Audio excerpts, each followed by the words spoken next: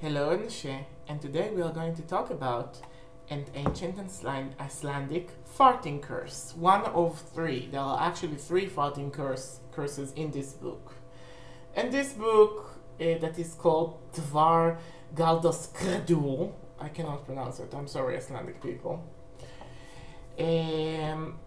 has two magical books combined together. One is the longest one that survived from the 1800s, and one is like from 1820. It's like, and that one is a short one. It only has like 14 staves in it. So let me read you a bit about the book, then let's read the curse, and then let's discuss the curse and see why it works. And we'll see how it goes. And yes, you're thinking like, oh, Arden, how can you be so evil that you put a farting curse to YouTube?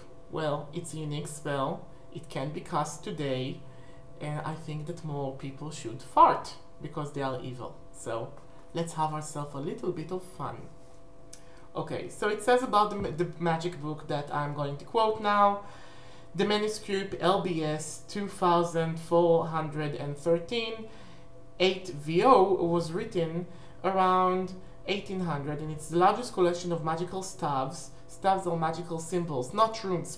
Not runes. There is a difference between rune and staves, even though the magic that I'm going to show now, it's runic. In a single manuscript, even though compared to those collected by amateur scholars almost a century later. Most of the magical acts described in the same way they are mentioned in the occult records and similar to the ones that can be found in the 17th century grimoires. The manuscript itself measures 10 by 8 centimeters with 74 leaves, and nothing is known about the history of how the library acquired it. Apparently, a systematic collection was intended, beginning with various acts to prevent theft or to find who has stolen, and a collection of love magic, and then there seemed to be no specific order to the staves. After the number of protective staves and sigils, others follow a number of invocations against ghosts and even evil spirits. So you know, if you want to go back to this book, you know what staves it's going to contain. Now this is the staff. First of all, look at the runes. Okay? Now, in ancient Icelandic magic, funnily enough, runes were considered evil. Staves could have been like used for both good and evil, usually neutrals, but the usage of runes was usually used for dark spells, dark sorcery, and dark deeds in general. So when you see runes, it's usually, you know, summon a ghost to attack your enemy or hex your enemy with farts, like in this case. And it says, farting runes, carve on oak.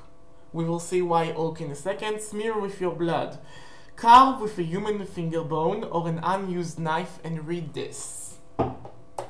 I carve you 8 Asar, 9 Naudir, and 13 Thursa. Those are the names of the runes on the runes. And then you incant, you shall explode to great discomfort. I forbid your backside to fall apart. Now shit or explode. This should be done with a full moon. The runes. And these again are the runes. You can pause it to read the text and to copy the runes.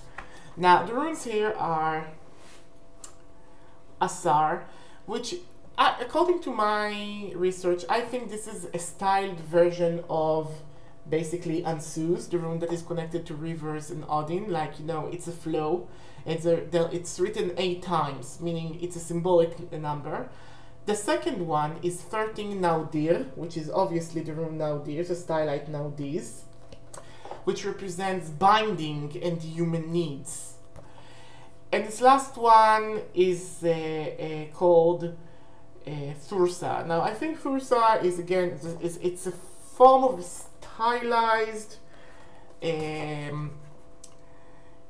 Thorisas, but you know, let the rune experts that learned Anglo-Saxon runes and the Icelandic runes to correct me, but I think this is those are the interpretations of my runes. And Thorisas represents thorns or weapons. Now you can see why a flow that is bound to weapons through your anus, that is like directed to one's anus, would cause farting. The numbers are indicative. 8 and 9 are numbers of basically transformation. 8 being like, you know, representing like a complete covering of something, like, you know, like 2 times 4, like something that is eternal, something that is being perpetuated. 13, you have to remember those things were written while, you know, the 1800s Christianity is there. 13 is a number of bad luck, so it's bad luck, no D's. It's really how you give bad luck to that room. And Thorisaz 9 times is basically it's like, you know, use the weapon, use the weapon, use the weapon. It's like pulses of weapon energy. And 9 is also the number of Pluto, the planet Pluto, and it represents all-consuming fire and destruction and things like that. But it's very interesting what happens here, because first of all, it needs to be carved on oak, and oak is very much a god tree. It's a tree of judgment. You carve things on oak that people that are guilty, and you want to judge them and you want to punish them. And you use your own blood. Your blood here is some offering. It's like an activation. It gives your mana to the spell. The fact that you have to cut yourself to add that to the spell allows you to change, you know, the thing. And then you mention the name of the person, you say the incantation, and by holding this charm with you, you make the person basically fart again and again and again. Without him dying, obviously. You don't want to kill him, you just want him to suffer greatly. And I suppose that as soon as the blood is too old, the curse reverses itself, or when the person is using like a counter spell to remove the spell. So please tell me in the comments, are you going to use it? Are you going to play that little game of magic? Who are you going to hex? Please tell us, the YouTube community. I hope you enjoyed this Let's Read Ancient Spells, this time the 18th century. Goodbye and a share.